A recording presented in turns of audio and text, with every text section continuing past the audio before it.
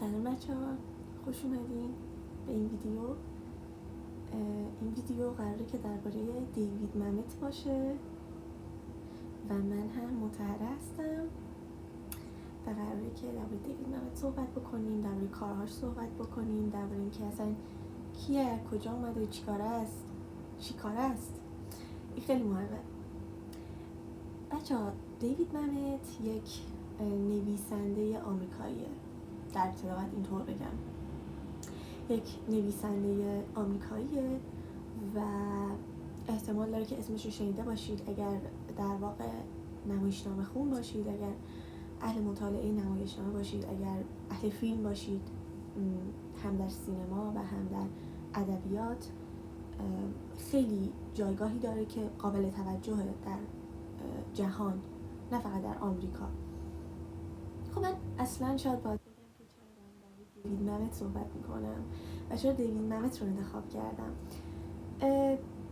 توی چند هفته گذشته، یا شاید بهتر بگم که توی ترمی که داشتم سپری میکردم،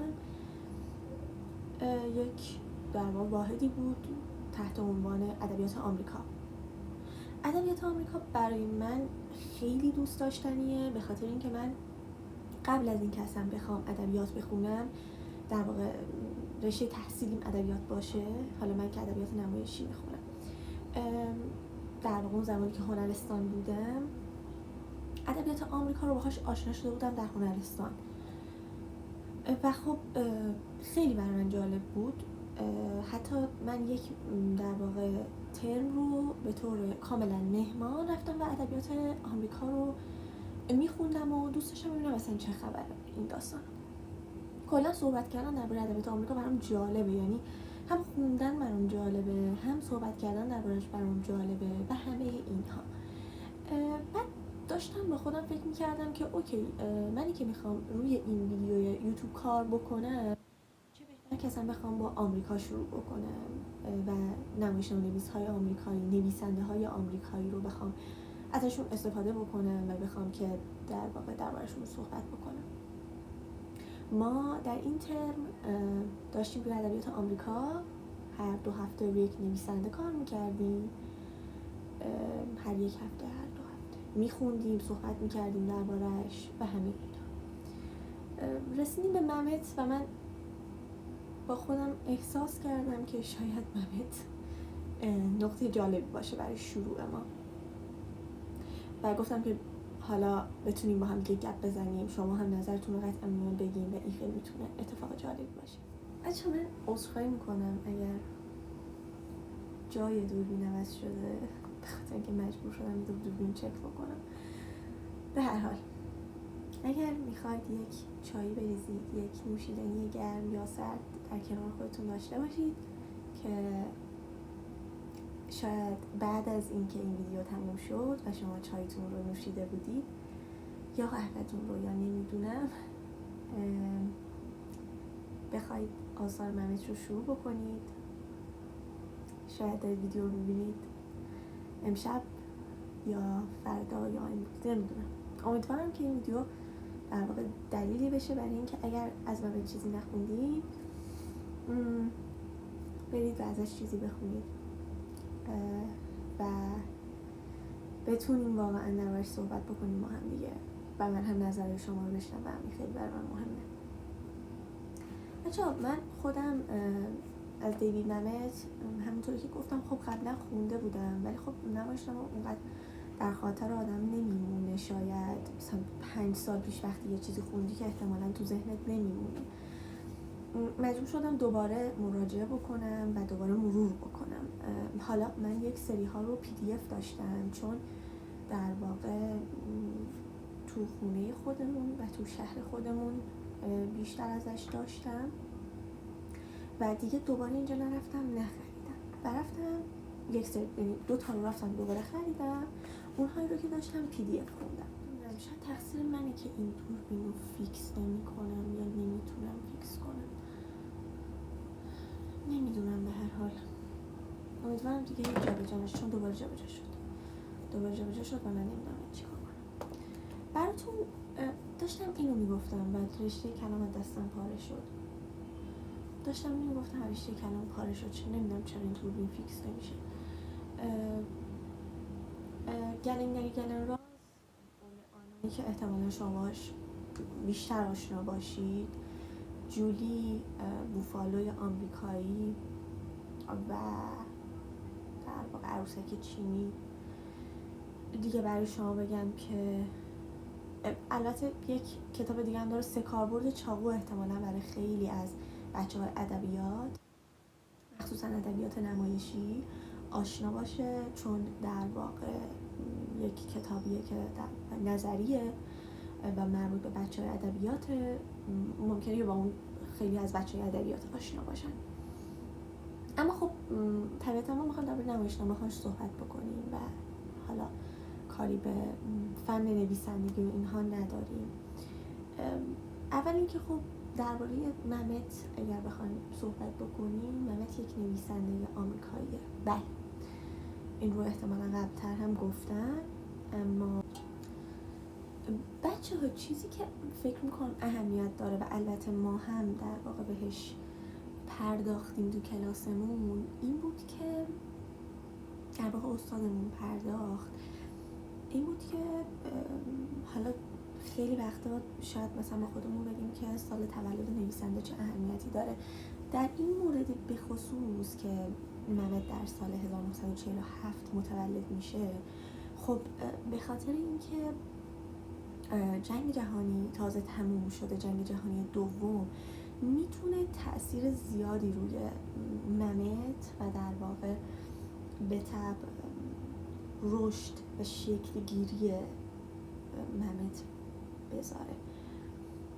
به این خاطر که کشور طبیعتاً داره رشد میکنه بعد از این جنگ و خب طبیعتاً ممت هم در شرایط متفاوت تری بزرگ خواهد شد و این نکته پر اهمی بهش اشاره میشه. سال 1970 اولین تئاتر نوشته مهمش رو در واقع به ثمر مینویسه و خب اتفاقی که میفته اینه که این کار سبب تفاوتش با جریان اصلی روز میشه، جریانی که شاید در اون تاریخ نمایشنامه نویس‌ها داشتن تو اون مسیر حرکت میکردن و همین چیزی که شاید ما باید در ابتدا بهش فکر بکنیم برای اینکه داریم با این نویسنده مواجه میشیم، داریم آثارش رو میخونیم. خب ممت یک حالی، یعنی من خودم وقتی که داشتم اولین بار جولی رو میخوندم، جولی اینطوری بود که جولی رو خوندم و گفتم من هیچی نفهمیدم، به این معنا که اون انتظاری که من از نمایش داشتم، اون تصوری که از نمایشنامه داشتم، اون شکل سنتی که تو ذهن من نقش بسته بود و شکل گرفته بود، اون نبود. طوری داشت طرح رو پیش می‌برد که من میگفتم خب چرا اون اتفاقه نمیفته، اون چیزی که من منتظرشم چرا اوج نمیگیره، چرا فرود نمیاد، چرا کشمکش، نمیفهمیدم، یعنی متوجه نمیشدم واقعا.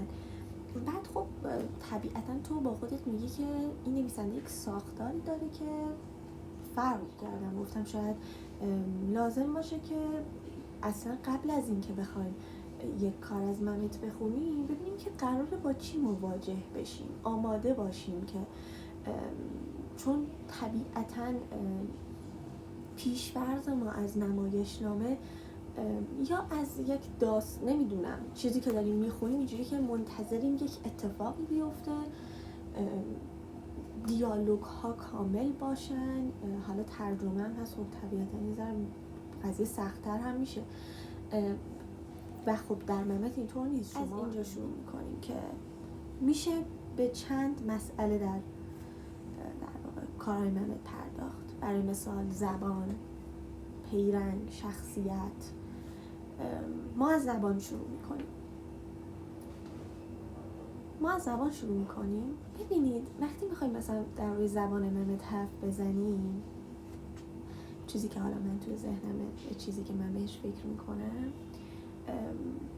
خب این عنوان که وجود داره میگن زبان ممتی، یعنی ممت زبان خاص خودشو داره. وقتی که داریم دیالوگ ها رو روی صفحه دنبال میکنیم چیزی شبیه به آثار بقیه نویسنده ها قطعا باهاش مواجه نمیشیم. زبان ممت مال خودشه. زبان ممت مال اطلاع رسانی نیست، یعنی اینجوری نیستش که ما داریم میخونیم بگیم که خب الان این رو فهمیدم، بهمون دیتا نمیده. چیز جالبی که استادمون بهش اشاره کرد شاید یه چیزی مثل موسیقی راک باشه، انگار که آتش از دهان زبان فوران میکنه، یک چنین حالتی رو در خودش داره و ما رو باهاش مواجه میکنه که من واقعا وقتی که داشتم گلنگری گلناس رو میخوندم اینطوری بودم که نمیتونم از سرعت خودم کم تو اون حال و هوای ممت قرار گرفتن. یک همچین چیزی بود. به همین لحاظ زبان ممت برای من این قضیه رو تداعی میکرد. در بحث زبانشناسی زبان به چند دسته تقسیم میشه: زبان فاخر، زبان رسمی، زبان معیار، زبان کوچه بازاری و زبان مخفی. خب زبان کوچه بازاری خیلی وقتها نزدیک میشه به زبان مخفی وجود داره که حالا ارسطو بهش اشاره میکنه و اون زینت زبانه که در واقع توسط زبان فاخر ما در آثار یونان باهاش مواجه هستیم. خب طبیعتاً اگر ما بخوایم در یک نمایشنامه یونانی رو بذاریم در کنار یکی از نمایشنامه‌های ممت، به دیگر نمایشنامه‌ها اصلا کار ندارم، طبیعتاً در نقطه مقابل هم دیگه قرار دارن. ولی خب این دلیل نمیشه که ممت زبان خودش رو نداشته باشه. شاید خیلی جاها ممت اون زبان رو نداشته باشه که دقیقاً میگن اون زبان زننده‌ای داره. خیلی وقت از کلمات، در واقع خیلی وقتا کاراکتراش از کلماتی استفاده میکنن که چه براتون می‌نویسم به طور مکرر وقتی که گیر میافتن. خیلی ها البته به اشتباه فکر میکنم اون رو انحراف میدونن که خب اینطور نیست. اون صرفا میخوام یک اتمسفری رو بسازه و اون اتمسفر رو انتقال بده. آره زننده است، منزجر کننده است خیلی وقتها، مخصوصا وقتی که در متن اصلی رو میخونیم و با اون مواجه میشیم. خیلی وقتا ممکنه که زننده باشه، خیلی وقتا ممکنه به خاطر همه اینها روی اعصاب ما راه بره، ولی خب در نهایت زبان خودش رو داره. چیزی که وجود داره، زبان تو کارهای ممت عملاً برای فریب به کار میره، برای یک باور راستی نیست. زبان داره تلاش میکنه که دستیسه چینی بکنه. آدم‌ها به واسطه زبان تلاش میکنن که همدیگر رو قانع بکنن و خب نمونه بارزش رو میتونیم توی مشهورترین کارهاش ببینیم. دیالوگ هایی که کلماتش نصف نیمه کاره میمونه، تک کلمه است، سوالای ساده، جوابای مختصر به سرعت گفته میشن که در واقع یک آشفتگی رو به شما القا میکنه و این آشفتگی ریتم واقعا بالایی داره. وقتی که ما باهاش مواجه میشیم یه جوریه این حالت یه جوریه انگار که هیچ فکری نمیتونه ادامه پیدا بکنه تا یک چیزی میاد تو ذهنمون منعقد بشه، تو نطفه خفه میشه و اجازه نمیده که بست و گسترش پیدا بکنه. در لحظه ما رو نگه میداره و یه چیزی انگار میاد جلوتون وقتی داریم با دیالوگ ها مواجه میشیم. اصلا ممت اجازه نمیده که به ثمر بشینه اون فکر و این خیلی برای من عجیب. میرسیم به پیرنگ و ساختار نمایشنامه‌های ممت. اصولاً تو کارهای ممت دو پرده‌ای کارها. خب تو اروپا هم میبینیم که این اتفاق داره میفته. تو دهه 30 و 40 نمایشنامه‌های دو پرده‌ای نه اینکه نمیتونن ادامه پیدا بکنن، صرفاً شاید به خاطر اینکه اضافه است اگه ادامه پیدا کنه و اتفاق تو همون 2 پرده میفته و هم برای ما کافیه، هم همچین چیزی. طوریه که آغاز، میانه و پایان به جای که در 3 پرده رخ بده در 2 پرده رخ میده و مثلا در اولیانا در پرده دوم ما می‌بینیم که فاجعه اتفاق افتاده. ما حتی درباره این چیزی که میخوام بگم بحث کردیم با بچه‌ها، ولی خب من همیشه اینجوریم که یه مقدار صحبت کردن درباره این قضیه سخته و من هم ازش میترسم، به خاطر اینکه حس میکنم باید یک آگاهی و دانایی پشتش باشه، اونم تحت عنوان اینکه نمایشنامه‌های ممت اغلب مردانن. نمیدونم چطور میشه این قضیه رو تفسیر کرد و بررسی کرد. شاید زمان بیشتری لازم داشت که من بخوام دربارش مطالعه بکنم. حالا مثل اینکه خیلی هم نسبت بهش ریاکشن نشون دادن در اون زمان در آمریکا. موقعیت واقعا منتقدانه‌ایه شاید نسبت بهشون.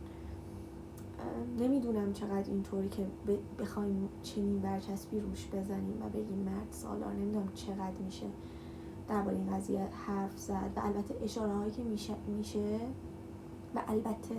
میشه خیلی وقتا درباره اولیانا است. اینکه داره نسبت به یک قضاوت اشتباه توسط یک دانشجو نسبت به یک استاد صحبت میکنه، یا اینکه داره میگه که نه شرایط واقعا جالب نیست و داره از یک زن دفاع میکنه. 2 روی کرد نسبت بهش وجود داره و من واقعا نمیدونم که باید کدوم رو انتخاب بکنم. دوست دارم نظرتون رو بدونم. این که فکر میکنید که آیا اینطوریه که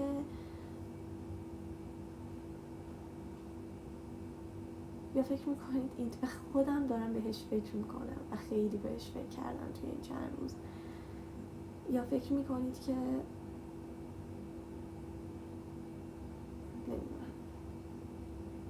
نمیدونم. و البته من خواستم که خلاصه یک نمایشنامه رو انتخاب بکنم و درباره اون در ادامه یکم بیشتر صحبت کنم و خب اون گلنگری گلنراس بود که خیلی هم دوستش داشتم. ببینید 2 پرده است، 6 صحنه.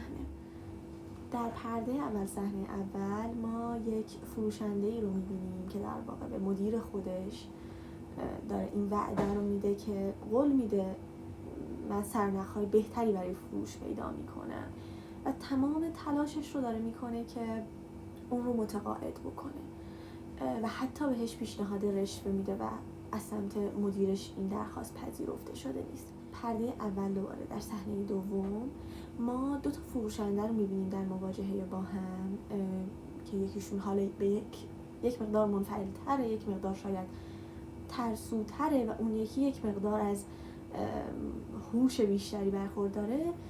پیشنهاد میده که بیاد سرنخ‌های فروش رو در یک تایمی از دفتر بدزدن و از اون میخواد که در واقع همراهیش بکنه.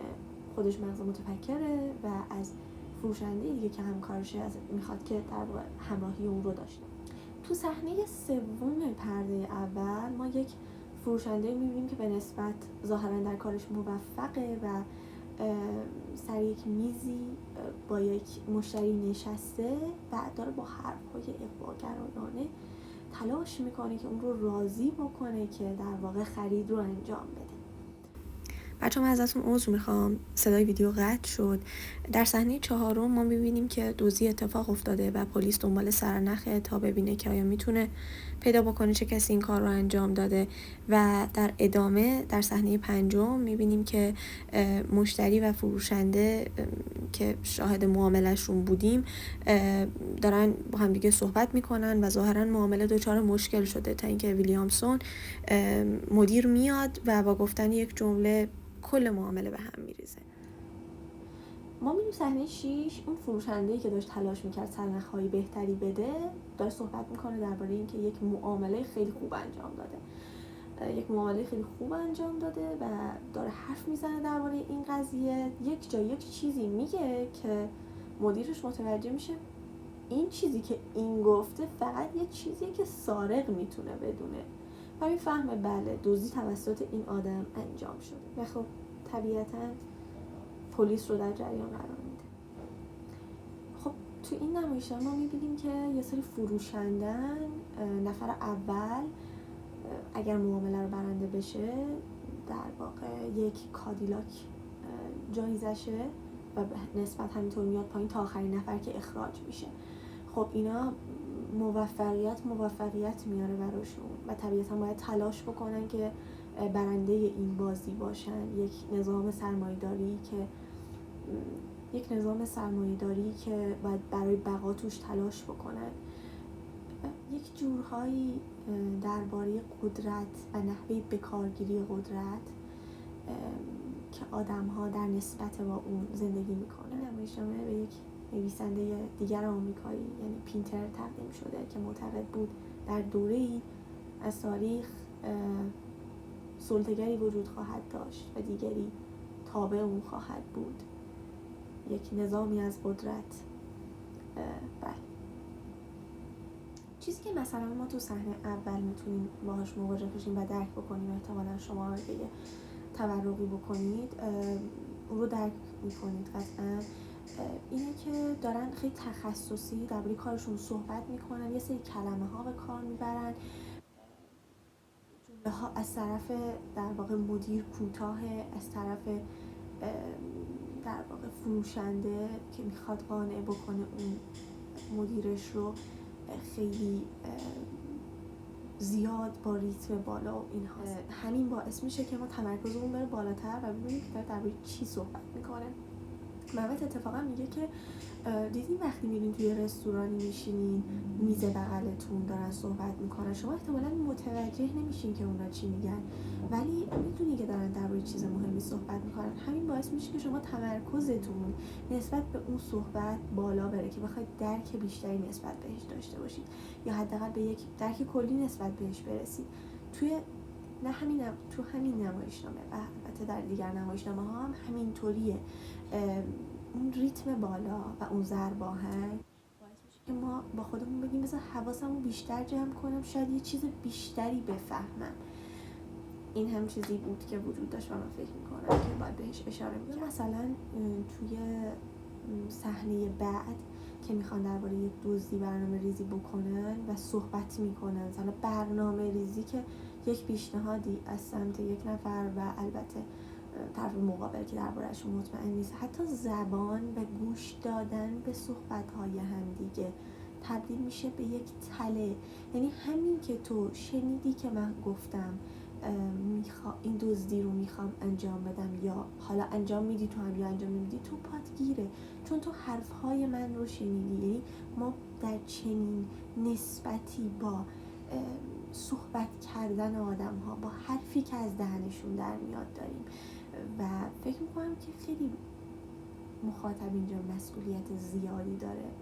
خواننده شاید بهتر باشه که بگم انگار آدم های جهان منت میدونن هیچ میلی در نسبت با خودشون از سمت طرف مقابل برای همدردی و همراهی ندارن. به خاطر همینه که انقدر چنگ میزنن به هر چیزی برای اینکه بخوان اون همدردی حالا همدردی رو نمیدونم دلیه انگار نیستش، انگار میدونن چیزی که باید باشه نیست و حالا ما باید تمام تلاشمون رو بکنیم که به هر دری بزنیم تا اون اتفاق بیفته.